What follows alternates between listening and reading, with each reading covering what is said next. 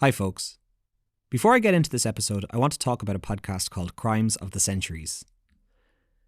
Crime is so commonplace that it takes something particularly shocking and horrifying to be labelled the crime of the century. Even so, many of these crimes have been forgotten or lost to history. Until now. Crimes of the Centuries is a true crime podcast from award-winning reporter Amber Hunt and the Obsessed Network. Each week, Amber takes a deep dive into one of these crimes, telling forgotten true crime tales that you've likely never heard before.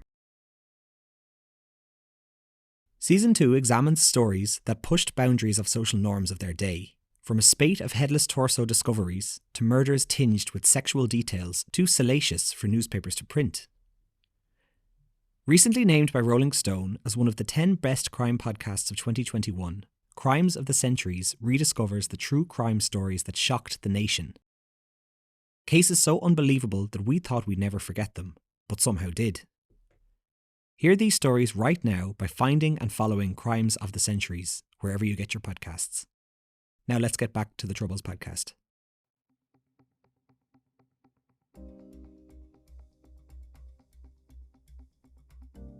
This is the Troubles podcast, a podcast which explores the violence and bloodshed that occurred in Northern Ireland, the Republic of Ireland, and Great Britain, as multiple sides and organisations waged a bloody conflict over the status of Northern Ireland. This week's episode is a little bit different to the usual ones. There was quite a reaction to the previous episode about Holy Cross, and I had a lot of listeners reach out and ask about the schoolgirls and what they were doing now. So I did a bit of research and found Shannon, whose voice you heard on the previous episode. She was 9 when the BBC documentary aired, and she's 29 now and lives in Liverpool, in the UK. We had a fairly long talk, so I'll play the interview now. I am sorry about the audio quality on my part. It's not great, and I will be working on this in the future. I began by asking Shannon about what life was like growing up in Ardoyne. To be honest, although I live away now, I moved away and I made that decision quite young. I was 18 when I decided to go to Liverpool and study at university, and I just made the choice that I would really never go back. Although I have moved back twice, on 2 years since. Yeah. I love the place. And it sounds ridiculous because it's rough. But people are so welcoming there. Everyone knows everybody. There's you can walk in the street and everyone knows you. They know my granny.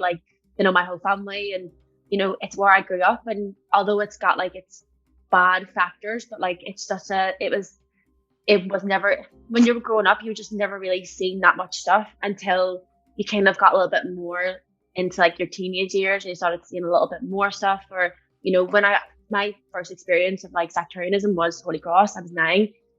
I never even knew what a Venus RTA was. I didn't even know the Protestants lived next door to my school. So I was convinced. I said it to my granny earlier. I used to be telling my mum, I really wish we could just live next door. So I could just get up at 9 and go to school, and then I come home and then I could go to I could go home for lunch. But I was never aware that Protestants were a thing. I just never, my mummy just didn't bring me up like that, even though I have Protestant family. Yeah, there was no frame of reference for, are you saying as in an other, or there was the other people that lived over the way? Yeah, I never knew that Protestants lived next door to my school. I was never aware of that kind of divide. I never knew, because my school was obviously a Catholic school. I never realized where our school situated was. It was in a Protestant area. I was only 9, I was only a kid. I wasn't really, mum didn't grow me up to be like that at all. Did you have any brothers and sisters? No, I'm an only child, so I was just my mum just kind of brought me up. My mum is a very open-minded person. She, traveled to America. She was a nanny in America. She went to she studied other religions. She was a high Christian for a while. She's just a very open-minded person. That's kind of how she raised me to be. So although I was born in Ardoyne and I grew up there, and as I grew older, these things became more apparent to me, the bitterness, the sectarian, what Catholics were, what people call Huns were. I was more privy to that stuff because I started being more aware of it.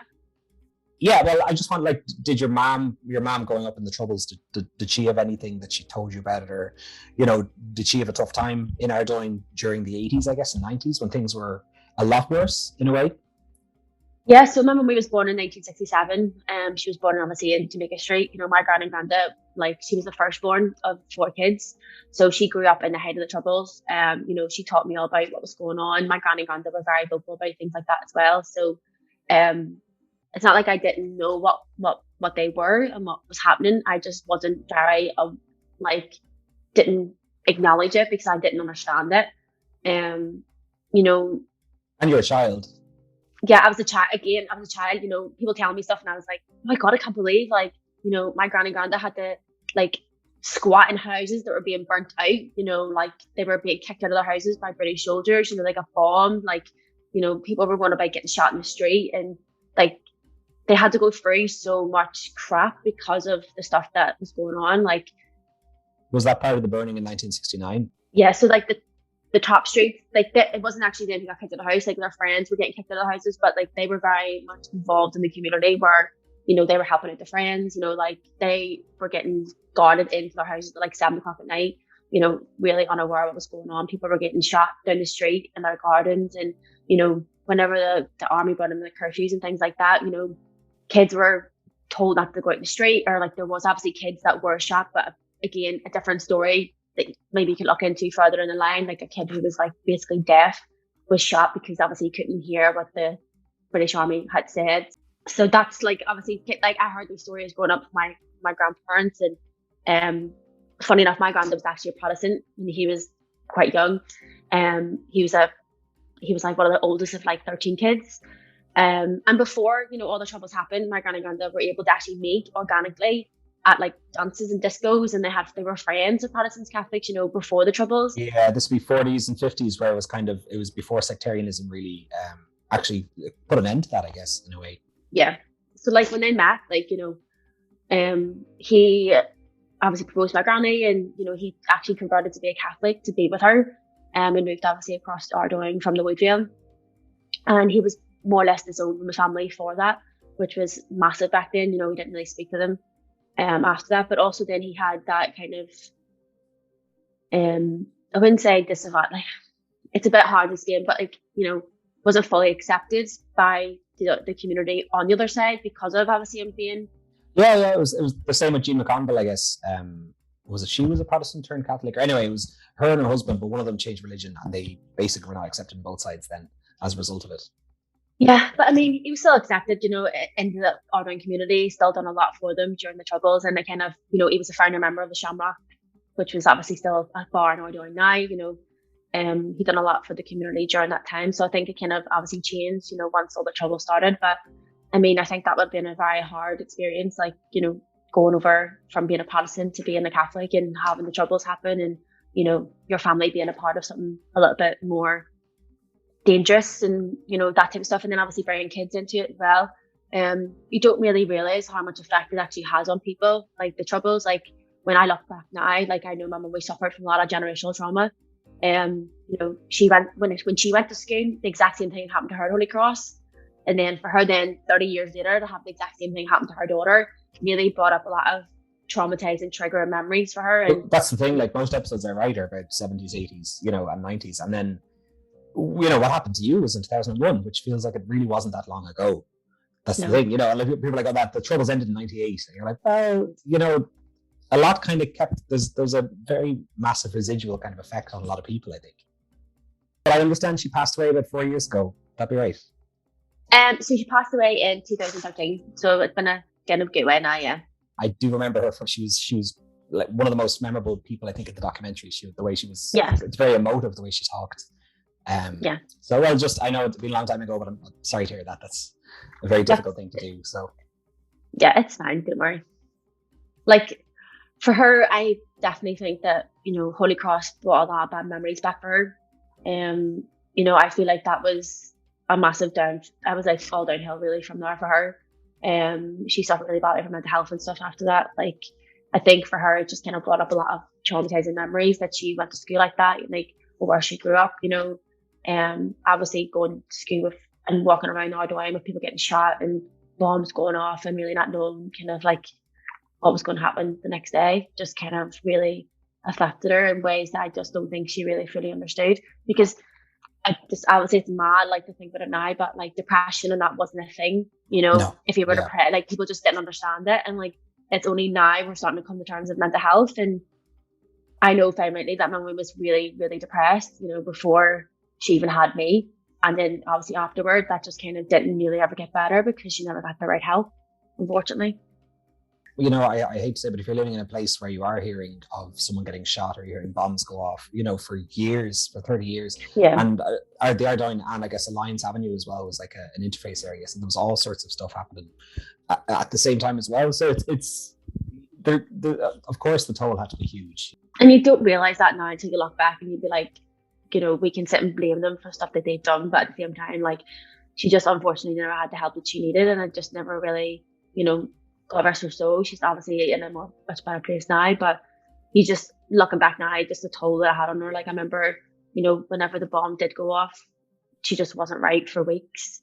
Sorry, is this the bomb that happened during the dispute? Is it the blast bomb? Yeah. Yeah. So when the blast bomb went off, it was kind of like, I don't know why it was like a tipping point for her. You know, I just noticed a change in her, and I just noticed her, like, you know, maybe drinking a little bit more, which wasn't like something that like was ordinary to me at that time. You know, it just wasn't right. Like, the stuff that we had to go through to go to school, when, you know, that school's been there for years, it was just kind of like, why did that have to happen then? You know, what was the causes of that?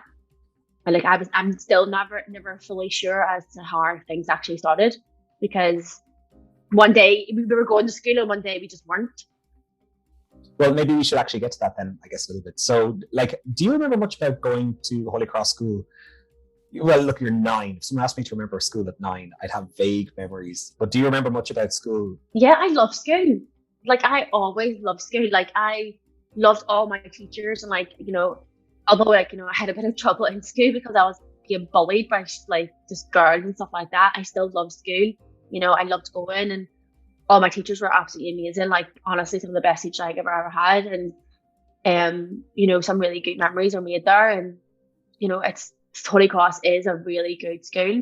Like, I always remember like from like a really young age, like we would have like walked to chapel to like sing at choirs and stuff, because that's kind of what we did. And you know, we were like responsible when you got into like P6 and P7, you were the responsible ones to like sing a choir every time. I mean, I can't sing a tune to save my life, but you know, I did try. Yeah, I did all that stuff too. I was in a Catholic school, so it's during Lent and everything, mass every morning before going, all this stuff. But like, so your usual routine then was literally just walk out of the house, up the street, 5 minutes to school. Like, would you walk with your parents when you were, or your mom, sorry, when you were younger? So we would have drove to school because I lived at the bottom of Ardoyne, so I would have done bottom streets. And my mummy was just there. My mummy was just at the brush and did lazy. Like, she wouldn't have walked up, so we would have drove up the road to go to school. And again, fondest memories. I always remember of being like brought to school, like dropped off. She was always there to pick me up. And you know, the very few times that she let me walk home from school, because she would have just been like, okay, well, like, you know, as I got older, she would let me walk to my friend's house, which was in like Astoria, which is like down beside Ardoyne Road. And I would have like been there, and she would have come pick me up. So like, that was never a case of, I don't know, I had thought memories of the place. I do. And then one day she just said to you, it's going to get weird, or, you know, how does that conversation happen when you're 9? Are you told you're walking to school tomorrow, we're banding together? Or do you remember that? I have a very clear memory of when it was like, it must have been like my 9th birthday, because it was the end of June, and that's when this kind of started. We weren't allowed to walk up the road that day at all, like point blank. The police, the army, everything was like a barricade at the bottom of the road, and then we were all just standing there like, what the fuck is going on? Like, this is mental. And I was like, Mummy, like, can I not go to school? And she's like, why don't you tell the policeman it's your birthday then, he may let you up. And I was like, I wonder if he will let me up. Will he? No, I don't think so. So like, it was just, You're 9. Yeah, I was 9. It's like, I didn't really understand what was going on. And I remember that day we had to go in the back way to go to school. And it just felt odd, because I was like, this is just that was one of the worst summers I think we had for riots that year. Because I'm obviously of what was going on, but that was in the June. And then obviously when we went to school in September, it was just chaos. Like, I can't describe the fear I felt when I was walking through a footpath. Like, thinking about it now makes me welled up, because it's so scary to think of. Like, so how does it work? Do you wake up? Do you hear the I didn't get this in the episode, but apparently there was a siren that would be blown in the Protestant estates to get everyone up. We didn't hear that. Like, we didn't hear that at all. Like, I don't know what went through those people's heads. If I'm being, to be honest, I don't know how you can get up every day and say to yourself, do you know what I'm going to do today? I'm going to go out and I'm going to stop kids from going to school who are 4 and 10, like 4 till 10. Like, that's mad. Like, that's a 4-year-old child. You're throwing bricks and bottles and fucking balloons filled with piss and hot water, and you're hurling abuse at kids. Like, how can you get up every day and think that's okay to do that? Like, who's pulling your strings to do that? But then again, we don't understand what goes on in those communities, because I've never experienced being in a Palestinian community before. I don't know what it's like. I've never been told that my house would be burnt out if I didn't go out and protest, or if my son was going to be shot if he had to go out and protest. We don't know what goes on. Yeah, the pressure in those communities is different to us completely. And can I bring it back a little bit, just to, I kind of want to, if we want to go into the start of the second term, so in September. So how does that work? I don't really know, because I remember just getting up, and I remember like basically everyone was at one side of the road. Like, we were all standing on top of Lands Avenue, and we were like told, this is what's going to happen. You're all going to walk down in a file, like on the path. We're going to protect you as much as we can. They can't get through. There's barricades, but like, you're walking down a footpath, and these people are like literally look like they were jumping to get us. Like, the only thing between them and us was the policeman and like plastic guards they had literally were holding up against them. And I just remember being so terrified and being like, what would they do if they got through? Like, what would be the outcome? Like, for kids? Yeah, they're gonna hurt you. Yeah. And like, my mummy asked me, did I want to go to school? And I was like, yeah, I do want to go to school. Like, I'm not gonna, like, I didn't know any other way. Like, I'm not gonna be like, oh no, I don't want to go to school. Yeah. She was just like, look, it's your choice whether you want to go or not. She's like, I'm not going to force you to go up there if you don't want to go. And I said, no, I do want to go. And I did. So I just remember that being one of the most terrifying days, apart from obviously the bomb. But like, it almost became a routine. Like, that's the thing. This was 11 weeks. This wasn't just, and then some were just noisy days where they were making all sorts of banging and everything. But then there were days where the bomb was thrown in June, was it, or September? I think it was September, because it was close to the 9/11. It was the third day, yeah. It was the third day where a blast bomb was thrown towards you by a loyalist paramilitary. But basically, it injured like 4 officers as well. Yeah. And it created an almighty bang. Yeah. So I can only imagine the sheer terror when that, you're walking to school and that happens. Yeah. So that day was a bit different, because we weren't on the footpath anymore. We were actually on the road. So what they had actually done was they had lined up all the jeeps at either side and put plastic shields up. And the policemen were on either side. So like, and obviously they had a lot of guns and whatever. And I just remember just feeling, it was just different, just felt different that whole day. But like, I didn't feel any safer at all with being on the road compared to being on the footpath when these people were screaming at you. And like, when the bomb went off, it was probably one of the most, like, watching back last night, like at the YouTube videos, I was like, holy shit, like I can't believe, like. It's terrifying. It's terrifying. It's one of the most haunting scenes. It's one of the most haunting that I've done in all the research I've done for this podcast. Like, watching it back last night, I just cried. So I was like, I can't believe, like, because I haven't watched it in a long time, and purely down to the fact it does bring up a lot of bad memories. But like, it was just terrifying. Like, I didn't think I slept for weeks. I was petrified. I still went to school, but I was petrified, because like, it was like when we were at school, like when you're sitting there all day, like we're trying to study for your, like, what was it, your 11 plus. Like, why would I care about 11 plus, and there's people outside, they want to murder us at this point? So would you have like a knot in your stomach, or like, say, because you're going to have to walk home through it again? Yeah, like I said, I didn't go to sleep for weeks. I had to go to counselling because I just couldn't. Like, I was having nightmares. I was just terrified all the time, like thinking these people were going to get me in bed. Like, even though I didn't live that close to them. And I remember actually in the summer as well, like all of our like electric went out, but it turned out like our electric box, like our street was like in a Protestant area, and apparently like they knocked all the electric out and stuff. And I was like, I just panicked, because I was like, this is just, how are we living like this? Like, it's just mental. I didn't know what a TIG was. I didn't know what a Venian was, but I was getting called every day. I was getting all the slut in the hair, and I was like, I'm fucking 9. You know what I mean? Like, I didn't even know what half these words meant at the time. And you look back now, and I'm like what goes through someone's head that they, have to do this to kids. And did you see them, or was your mom covering your face when you were walking up, or did you? How would that work when you're walking by? A lot of the time, I just kind of look forward, or else she would hold my head and stuff. It really depended on like the day. like as you said, like one day they were making noises. You know, my mom put my headphones in. You know, that's kind of what all the kids done. We all had our Walkmans on. Obviously, remember Walkmans, little CD players. Like, I obviously bought me one just to keep like that noise away, because they were like ringing bells and they had like a trolley full of like all sorts of stuff. But like, I just kind of put my head forward and I was just like, just looked at my mummy, talked to her. Just keep your head down. Yeah, and just walk straight and kind of go for it. Yeah. Jeez, and do you think your mom was scared as well? My mummy was terrified. My mummy was petrified, because they all knew my mummy as well after that bloody documentary, and they were all shouting abuse at her as well, you know, like talking about her terracotta walls and like, you know, saying like all sorts of stuff about her. And it was just like, what the fuck is going on? You know, how these people know my mummy, but because like we have such a big family in the Wheatfield, they knew, you know, that she was obviously in Irvine. They knew we were all related in some way, and we know that there was parts of our family who were at them protests, which makes it even 10 times worse. Parts of your family that were protesting against you? Yeah, like we know that there was like one or two. Really? Well, it's like one of those things that it's been said before, and we know that there was one of them or two of them that were there, and they were like, oh, we were just up looking, you know, they weren't protesting, but why do you have to be there in the first place? What's that going to bring you? And then obviously my granddad walked up with me one day, and they didn't like that either, because obviously they all knew.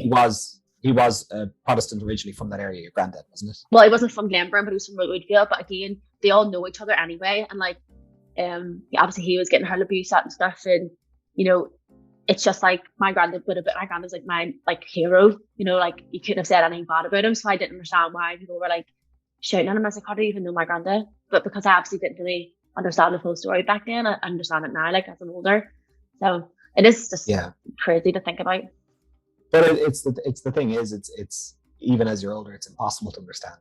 It's, you know, the incident, even like since posting the episode, like there's so many unionists who reach out to me, and they're like, no unionist wanted this. You know, this was such a like an isolated incident or something. Like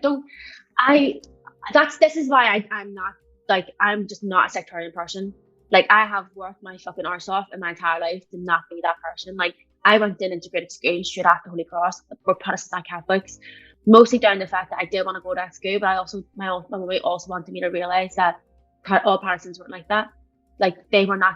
I was going to make friends there that weren't. So you left Holy Cross, or you didn't leave Holy Cross early? You just finished your time there. And then I finished my time there, and then I went to a secondary school that was integrated, so it was Protestant Catholics, boys and girls. Good, but like for me, I was more worried about going with the school boys, and people were like, "Oh, we should go to school with Protestants," and you know, like Holy Cross were like, "We can, you know, get you into a good grammar school." And she's like, she doesn't want to go to grammar school; she wants to go to Hazelwood, and I'm going to let her go. And you know, one of the reasons why was because my mummy also wanted me to be open-minded. Like she was like, "I don't want you to grow up bitter. You know, we're from Ardoyne, but doesn't mean you have to be bitter against Protestants. You know, there is good people out there. Take them as face value. Don't judge someone because of their culture or like their religion." You know, you could imagine after living through what you lived through, how easy it is to grow up and turn inward, and turn towards. 100%. You know, like if I hadn't have got out of Ardoyne, I think I would be a very bitter person. I think my life would be very, very different. Yeah. But like my mummy just brought me up to be open-minded, and she always like pushed me to, you know, do things and travel and, you know, do all these different things she wanted me to do. So I feel like having her as my mum was a blessing, really, because I wouldn't like, even my granny as well. You know, my granny's been one of my biggest supporters, but everything she's been through, you know, she still pushes me to do so well. And she's always like, you know, you shouldn't be bitter, and, you know, you don't hate anybody. And I'm like, I don't hate anybody. I don't hate people for no reason. You know, I may hate people if they do something bad on me, like, but I don't hate someone just because they're a Protestant. I get scared. Don't get me wrong. I do fear sometimes, like being in uncomfortable situations where I don't think anyone realizes as well. Like when you're not from Northern Ireland, like you don't see what we see. Like you don't see the fear that we get when we're in a plastic area that's covered in Union Jacks and like murals for King Billy and killing Tiggs and UVF and LFF. You don't get the fear that we feel. You know, that for me, and still going back, to get the fear I have of being in those areas. Still today. Yeah. Like I still get that fear, because I'm like, what if my fear is always like, when I was like driving around, I was like, if my car breaks down, I can't tell them I'm Shannon. Like, what if they know that I'm a Catholic? You know, like, what if they ask me where I live and I live in Ardoyne? You know, you just get that really bad fear of it, and it's like it's mental, like because no one else will understand that except for people who live where we live. I want to go back to Holy Cross a little bit, if you don't mind. Yeah. Like, so it was 11 weeks. Like, do you remember the priest? Like, was it Aidan? What was it? Aidan Troy? Father Troy was absolutely fine. He was really good to me and my mummy as well. You know, like I said, like my mummy, when the Holy Cross and stuff was going on, my mum was a massive part of it because she obviously was very well spoken and very well, like, you know, she was a smart woman. You know, people always wanted to talk to her, and she got to tour America to like talk about Holy Cross and like actually get the word out there what was happening, and just expose it really and show people what's happening in Northern Ireland. But Father Troy was brilliant. Like I was really gutted when he actually moved, like had to move to France because that's where he obviously got stationed next after Holy Cross. Yeah, I wonder. Well, one of the documentaries I came across said that the higher ups were a little bit upset at the way he was so vocal about it. But I wonder, without anything to do with the way he got stationed. But he seems like a fascinating character. And every interview I've seen with him, he was in the lines with you guys every single day on the road, every day, just doing his best to kind of. Him and Father Gary were massively involved. I actually like requested that Father Gary done my mummy's funeral because I was like, I don't want anyone else. He's the only person that would ever know her, and he's the only person that could ever get her personality across and what I want to be said. And he did do it. No, I didn't see him, and again, I only went. Literally, my frame of reference is a bit different. It's articles and documentary. Yeah. So yeah, well, like, do you remember like the 11 weeks? Do you remember how it changed at all, or like, do you remember 9/11? Yeah, I remember 9/11. I remember walking home, but coming in from school and the news being on, and just looking at the airplane going straight into the like building. It was just mental, and it was just like you're like, what the fuck is going on? Like this is. I was like, why is the world like falling apart? Like, you know, and my mummy was obviously distraught about that as well because she had family who lived, she nannied like kids who lived in New Jersey and they obviously worked in New York. So for her, she was panicking that like, you know, something happened to them or whatever. So, you know, for her, again, there's another thing she had to worry about, reaching out to her family and stuff and making sure they're okay. But like, I remember the drastic changes. Like it was so bad in the beginning that it was terrifying going to school every day, you know, having to sit in class and think of like, fucking hell, what are we going to go out to now? Like, or like the next day, what's it going to be like today? But as the weeks went on, it did get less and less. There was less people there. You know, I think they kind of got to the point where like, we're not giving up. We're not going to stop going to school just because you're standing there. Yeah. It did get less and less people as like the weeks went on. Although they just tried different tactics like the noise and the bells and the horns and stuff like that, you know, whereas we just kind of sang and they put our headphones in. It's kind of what we did. We joined as a community. You don't remember what you're listening to, do you? Probably not. Probably NSYNC. Oh yeah, that'd be right. That'd be for an era, I think.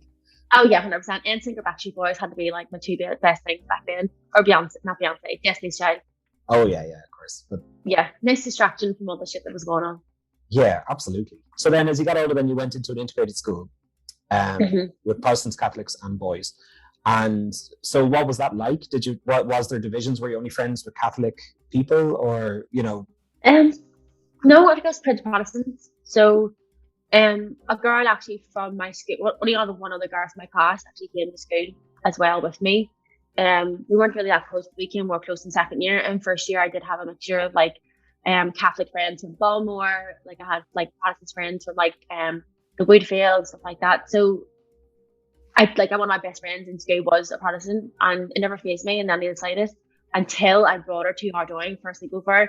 And like one of the guys that I would like run about with when I was younger was like really fucking rude to her and was like, I don't fucking want her here, like blah blah. And I was like, well, he's like, this is my friend, like, and he's like, yeah, but like she's a Protestant, like, you know, she shouldn't be here. And I was like, well, she has every more right to be here than what you do. I was like, yeah. And these are like 12, 13-year-old kids, basically, is it? Yeah. I mean, that's the thing, like, you know, it's just like, I'm not saying that obviously like their parents are better. I don't think they actually were, because I think their parents are actually like pretty sound people. I think it's just like the environment you grew up in. It's the norm. Yeah, they all went to an all boys Catholic school. They were all in the rough housing at the weekends. Like we were, at one point, it sounds mental, but do you remember MSN? Yeah, of course. Like I remember like MSN was like, we used to actually have groups where people would talk and fight and organize fights with Protestants. Like they would all be like, there was like a gang of like Protestants and like in Glenburn, where the deer park is, and they were at the bottom, and they would all meet up like at the weekends and start fighting with each other. It was just mad. Catholics versus Protestant 13-year-old boys. Yeah, like if we were like they were organising fights at the weekend on MSN. It was just mental to think that was our lives, like we were doing. You're perpetuating, it's perpetuating something that maybe they don't even understand, that they're just told by their parents for years and years and years. They hate each other because they're Protestants. That's really what it is. And at one point, as we got older, things got worse because people were getting stabbed. And people were getting stabbed on the buses, getting attacked on buses. And like people, like one guy's house with his mom and his sister, and it actually got like wrecked, and they had to move because they were on the front of the Deer Park Road. And it's just mad. Like it's very hard to even imagine living like that.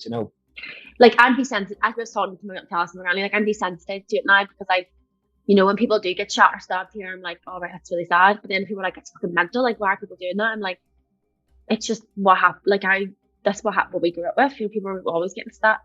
There wasn't always getting stabbed. But I mean, I didn't know people who got shot. There was a time and period in Ardoyne where there was a lot of like, young men like being shot in the knees and like tortured and people hanging themselves, and it was just mental. That you're desensitized to these things because you're around them so much.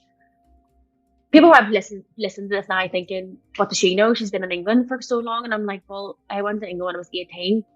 I have been home like twice, like for years. Like, did you go to get away from Ardoyne, or did you just want to travel, or why did you leave to England? Well, I think as well, like I wanted to go to uni, and I knew I never wanted to stay in uni in Belfast. I always wanted to move away. One, but I wanted to get away from the shit that was going on in my own life, stuff that was happening at home and stuff. And it was kind of my chance to have a life of my own, really, and to like build something I wanted to do. And my granny always pushed me to go to university, and she says, by going to Liverpool. And I thought, what, it's actually a really good idea. I'm going to do it. And I did it, and I fucking loved it. It was the best 3 years of my life. So you did 3 years in Liverpool, then you came back to Ardoyne for 2 years, was it? So I did 3 years in Liverpool, and then my mum died when I was 21, so like 4 weeks after I graduated. But I had got accepted into doing a master's then back in Liverpool. So I went and done that. It was just too hard to do because of it, obviously, because my mum died. I was up in arms. I still finished it. Then I ended up moving home for like a year and a half. And then I was like, right, I'm ready to go back now. I'll go back to Liverpool and, kind of get a job. And just because there was not much work in Belfast, I was never going to progress anywhere. Like I didn't feel like my career was ever going to go anywhere in Belfast because there just wasn't that much things to do. I hate the word deprived, but apparently Ardoyne still, not apparently, what I was reading yesterday, like Ardoyne still ranks as one of the most deprived areas in all of Belfast.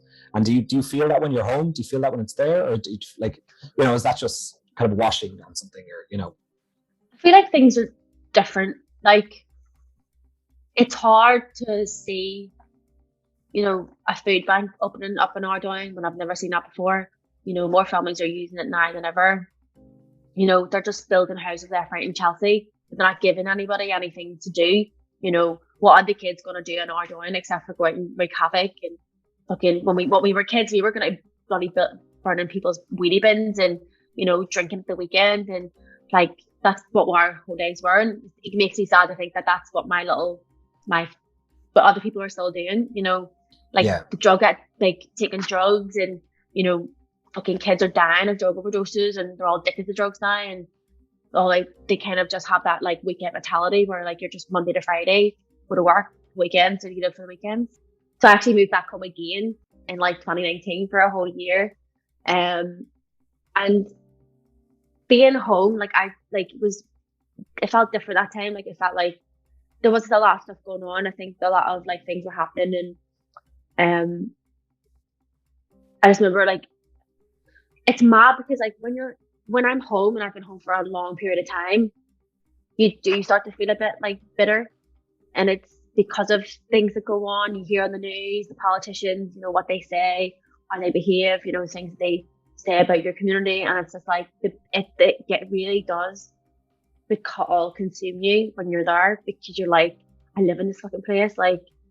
How dare she say that about like Catholics? Like how dare they say that? Like they're blaming us for things. And so you don't feel that when you're in Liverpool? No, because I just don't care. Because I'm not like, it's not that I don't care. I just don't, because I'm not in that environment.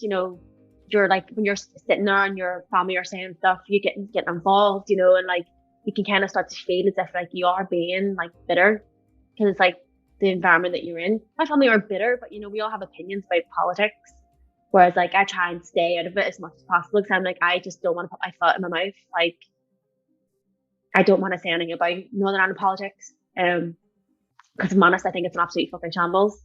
I think that the whole most thing people could probably agree with you there. Yeah. I think the whole thing needs to be fucking scrapped. Like, they're all like, you can't be bitter and be a politician. They just can't be pop, and they're all bitter. They're all bitter against each other, and it's like it's just never going to work because. Like the DUP won't work with anyone in Sinn Féin who has anything to do with with but they've all had violence in the past as well. Like exactly, people in glass houses shooting throw stones. Like, end of discussion. Like you can't just be like, oh yeah, we don't like you because you were in the paramilitaries, but you were also in the paramilitaries as well. You have influence by them. Like in my opinion, I feel like they should all leave. Like the parliament, I think they should none of them should be in parliament.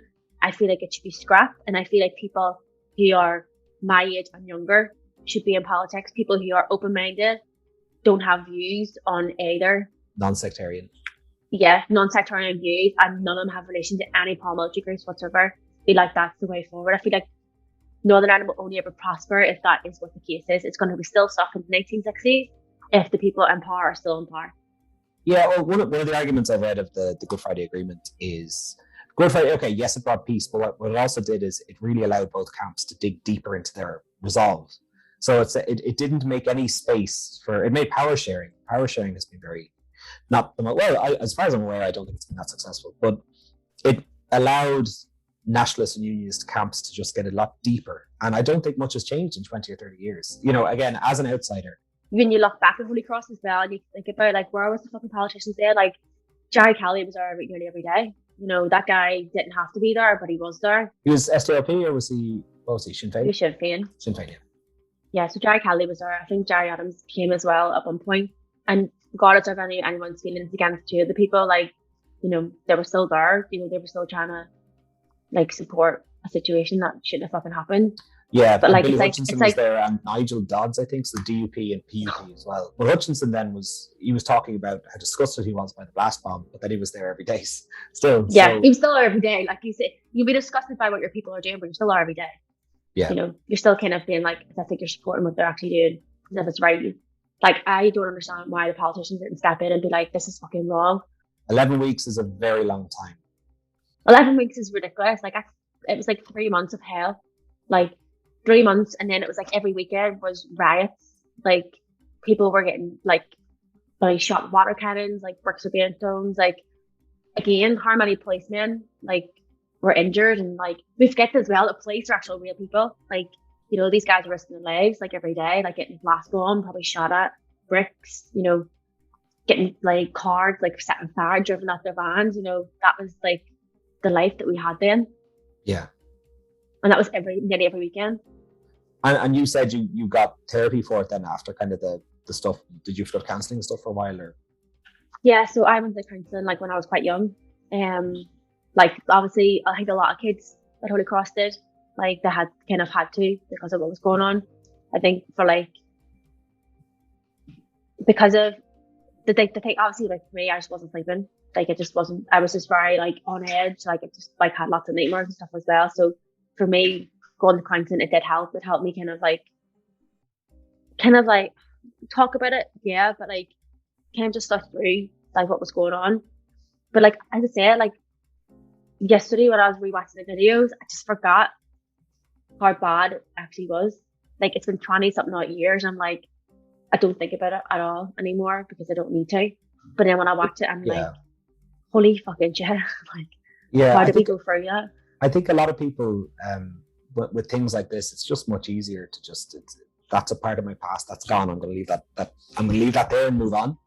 But I guess sometimes it just finds its way back up. Like, do you feel like, could you say that you think you're still affected by it, or not so much? Like, again, because you probably haven't really thought about it until I reached out to you. So sorry about that. No, it's okay. Like, I don't think I'm affected by it at all. I think like every now and again, whenever I go home and I think about the things that have went on, I feel more sorry for like my granny's generation and, you know, the stuff they went through and the stuff that they've seen, because then, you know, for them to go and watch that happen again to their grandkids and stuff was harder. Like, I just think sometimes I think and look at my granny, like, Jesus Christ, this woman is the strongest person I've ever met in my life. She's been through the troubles, like she had to raise her kids in the troubles, then like all the stuff that's happened in her family, like she's lost her husband, she's lost her child, like she's just like one of the strongest people I know. And I'm like, if she can get through what she went through, like, and seeing all the shit that she's seen, like people getting shot, people like getting set on fire, like all that stuff, and she still is like fine and she's the strongest person ever, then I don't see why, I have to dwell on things either. She's still in Ardoyne, is she, Rennie?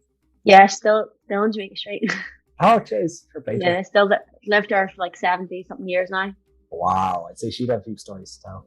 Oh my God. My granny's tell me so many stories about what was going on and, the stuff they had to actually grow up in. And, well, not grow up, but like, imagine raising two young kids at the time. Like, obviously, because they already had like my mummy and Thomas.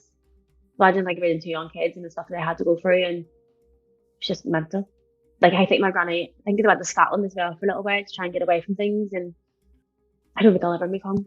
No. Ever. I've tried, like, it's the thing, like, everyone always asks me, like, would you never move home? I'm like, no. I've done it twice, and the reason I keep coming back is because of the way it is there. Like, I love going home, and I love being home, but then I'm like, I love getting back. Do you know what I mean? Like, yeah, I love seeing my friends, and I don't, I love that my friends all are settled and they have their life and they have the kids and their families and all that there, and I love that. I love that for them, but that's not what my life is. Like, this is my life. Like, I love being here because I'm not stigmatized for being a Catholic. I'm not asked, where I'm from or, what kind of religion I'm from at. There's been all sorts of things that happened to me in my like teenage years where, like, I got locked in a KFC one night because I was a Catholic and this guy was going to murder me, basically, outside after going to the M Club, and I had to get a friend to come and get me. So just things like that. And when I grew up with, and I was like, this is just not a life I want to live. Like, I don't want to have to drive somewhere, like, and you can't go to certain gyms or you can't go to certain places because you want to be the odd one out. Yeah. I know it's not as much like that anymore. When you go out in Belfast, it wasn't like when I was growing up. You couldn't go to, if you went to M Club, it was mostly Protestants in M Club.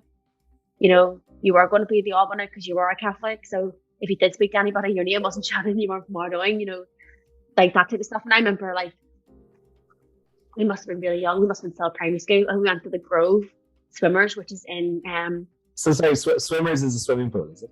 Yeah, like it's like Swimmers is like a leisure centre. So like went to Grove Swimmers. Now this is when I was like more aware of what Protestant stuff were. Okay. And we all the girls, we all changed our names because we were all like Orla and Cara and like Shannon. we all changed our names in the summers, and like obviously went, and then my granddad came down to get us and called, I was like, I'll start calling your name. Calling his names, and they were like, is there a Shannon and Cara and Orla here? We were like, no. Shit. So obviously my granddad was like panicking, and like he was like, fucking where are they? Like, where did they go? And then he came out and was like, shh, don't say our name. So Protestants in here, and he was just laughing at me, like, it was just so funny. There's been so many times in my life where being a Catholic has obviously came up, and I actually ended up getting not a fight, but an argument with a guy when I was at my first week at uni. And he was like, I don't know where he was from. I think he was from Northern Ireland, but he basically said something about along the lines of that my granddad was an IRA bomber, but she didn't even know my granddad. I was like, I came here to go away from that stuff. I don't want to be. Yeah, this is the last thing you want to see. Yeah, and I was like, and you're in my apartment, get out. I was like, don't come into my apartment and start saying stuff like that. So there's always been little bits of it. This came out over the years. You're self-employed, is it? Do you have a business? Yeah, so I run my own like kind of social media virtual assistant business. I actually help online coaches with their social media, their marketing, things like that. So at the moment, I actually employ a team of 4 to 5 girls who are all contractors who work for me. And I also work with like business mentors as well in their actual mentorships, like working with coaches and helping them scale their business and any kind of lead generation stuff that they need, any like social media stuff. I kind of do all that as well. But that's obviously from my background. Like I went to university and studied marketing and under digital marketing straight after. And I actually was a personal trainer as well as working in digital marketing for like 4 years. So I do have that kind of like, yeah, I mean, I've always worked 2 jobs. Like I've always been that person where if I wasn't doing, PT, I was doing like bar work on the weekends. Like that's my whole family's quite like that though. Like we're all quite like, one job was just never seemed to be enough. It was just kind of like, yeah, very heavy work ethic. Yeah, that's kind of like the environment we all like grew up in, really. you're a credit to yourself and the life that you built in Liverpool, and like you have your own business and you have your own life now and everything. And it's you know, that was the thing that your mom said in the documentary, that the one thing she wants for you is to go to higher education. So you smash that. Just fair play to you. It's nice to be like, look back and be like, even though all the stuff where we came from and where we grew up, it's just God that doesn't define me as a person. You know, I think for a lot of people, when you grow up in those places, it does define you. You kind of just stick in that stereotype that people label us. You know, at one point someone said to me, I thought you were going to be 16 and pregnant. And I was like, well, you fucking don't know me then, do you? Like, oh, just because I'm from Ardoyne, I'm going to end up 16 and pregnant. Like, it's a bit of a fucking stereotype thing to say. You know, there's nothing wrong with people who are 16 and pregnant, because my friends were like that, and they run their own businesses now. You know, they do so well. They've got bought their own houses and have beautiful families. Like, how dare you think that just because, you know, what is that? Like, it's not even just from Ardoyne, you know, it's all over Belfast. Yeah, well, you know, that could be, again, that's the thing where that's not a Protestant or Catholic thing. That's, you know, from working class areas. You know, it's they're the stereotypes that can affect these areas, and it's very hard to get out of that. Yeah, the one thing I love about Ardoyne is the community of it, like the community feel. Like, yes, no matter how far you've been away, like you can look about Ardoyne and everyone knows you, and you know, everyone says hello, and you know, no matter if it is deprived or not, you know, people are always going to help each other out, and it's always been like that. And I think that's one thing I do love about going home, is that's just not the way it is. Like, don't be wrong, like I would never walk about at night time by myself in it, like, but it is still that place for me. Like, in my family's there, like you can go like walk down the street and you see like your family, your friends, like, you know, family, friends you haven't seen in a while, and it's like it's still quite like that, you know, even though it is the deprived area. Like, I think, like, you know, even that we do have a food bank and we do like all sorts of different stuff, like people are never going to go without. People are always going to help each other out. Yeah. And I think that's one thing. Yeah, I think that's one thing with Holy Cross you can take away from it as well. Like, the support that we got from that was incredible. We had people sending us letters from America. Like, we had pen pals and everything, like, in school. Did you go down to Ardoyne? Did you go to the president's house? Yeah, I did. Yeah, I went to the president's house. Oh, yeah. Did you meet her? I think so. I can't really remember, but I do remember being like in a massive room, and it was like a huge Christmas tree, and they had fireworks going off. We also got to go to Derry one time. Like, they all invited us down to Derry to school, and they brought like a disco on. I also got to go to America with Tarnal. It's like a Children of War program. It's not going. So it's not going. I don't think it goes anymore. I think they changed the name after a while, but I went to Tarnal to get Children of War. Get to go to America for 4 weeks of summer. I think I'd done that for like 4 years. It was the best experience of my life. Oh, deadly. Yeah, that sounds brilliant. So, and I guess that like my 10th birthday and stuff right there, like every year I was like, we were going at like the end of June. So like every year I was going out and I was spending my birthday out there. Yeah. But I got to go because of Holy Cross, you know, like the opportunity, like, although it was a shitty situation, it gave me good opportunity to do those things as well. Yeah. So a shitty situation did turn into a good opportunity in some aspects, I guess. Yeah. Because it still brought me on to higher, better things. Like, I still went to, you know, even though I went to an education school and it wasn't a grammar school, I still done well, and I still went to university after it. Yeah. I don't want to keep you too much longer, but I do have one more question for you. Okay. In the interview that you gave with the BBC, like 20 years ago? If you're going to ask me about that statement. Yes. Why you been asked that a few times? My mom made me say that, okay? Like, okay, well, hang on. First, I'll preface it. Sorry. So the statement that you said is, you don't know why they're doing what they do, but you forgive them regardless. Either way. Yeah. It was something like that. Yeah. So honestly, every time this comes up, I like cringe at myself, because I listen to it and I'm like, my mom, like, more or less, like, not just didn't make me say it, but she basically was like saying, you know, you can't say like, you think you don't forgive them, you have to like be a forgiving person, Shannon. And I was like, she was trying to teach you to be a good kid. Yeah. Yeah, don't get wrong. Like, I have like no heart. It's not like I don't have any hard feelings. I don't hate them. Do you know what I mean? I still don't fucking understand why they did it, but I don't care about it. When you say they, who are you talking about? The people that I've remembered, like, why the people that were there. Like, for me, looking back now, I'm like, you fucking traumatized me as a child. Like, you not only traumatized me, you traumatized my mum, and my mum was already in a very fragile state then, which then led on to harder things. Like, my mum could possibly still be around if things had turned out differently, you know. of the things that happened to her, like as she growing up, and then obviously things that happened during school. Like, you just don't know that. You don't know what could have happened. Like, if things had been different, like, could she still be here? You know, like, I don't hate them, and I don't necessarily be like, oh, I'm a all forgiving person. I think I just want to be able to understand their side as well. You know, why would you do that? Yeah. Was it us that you hated, the kids, or was it because our parents were there? Like, you know, if it was the kids just going up by themselves, would it have been any different? You know, what would you have done if you got through that barricade? Would you have like hurt us? Like what was going through their head? Yeah. The defense was the IRA members were walking with the kids to get intel on the estate, or the defense was, it's indefensible. Look, regardless of whatever happened, it is absolutely indefensible what happened to you. Absolutely indefensible. There's no good reason or valid reason why someone should do that to kids, to children, and do it for 11 weeks. That no one stood in, no politician stopped it in 11 weeks. It just goes to the show, though, like, just how corrupt the politics in Northern Ireland can be. Like, 11 weeks you let kids get terrorized and abused, like, by full-grown adults. Like, full-grown adults were screaming at us, "You Fenian fucking here." Like, I was like, I don't even know what that means when I was like 9. How could you even say that to a child? Just because we were Catholic, and what does that even mean? They probably don't even, like, it's the thing as well, I don't think people understand. I don't think people as well, like, understand why they hate each other. Like, they'll say, oh, it's because they're Protestant, but why? What has that person actually done on you? Well, they've done this. That person, has not done anything on you. It could be one specific person. There's always a bad apple somewhere. Doesn't mean the whole fucking community is a bad apple. Do you know what I mean? People look at Ardoyne and think it's like, it's absolute, you know, everyone's bad. And like, no. Yeah, you have bad people everywhere. Doesn't mean like it's a whole community of people.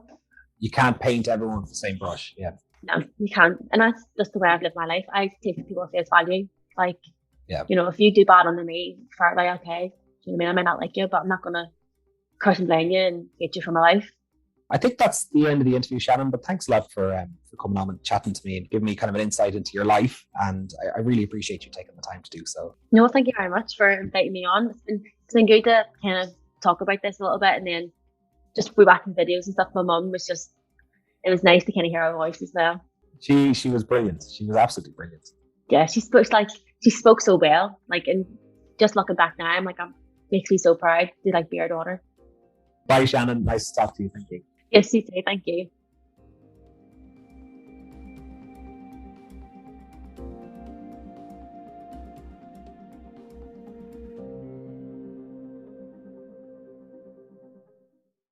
That's the end of this week's podcast, and thanks again to Shannon for coming on to talk with me. Just a reminder that if you want to support this podcast in any way, you can do so over at patreon.com/The Troubles Podcast, and there you will find some exclusive episodes, some media from The Troubles, and lots of show notes and companion videos too. Thanks, and see you next time.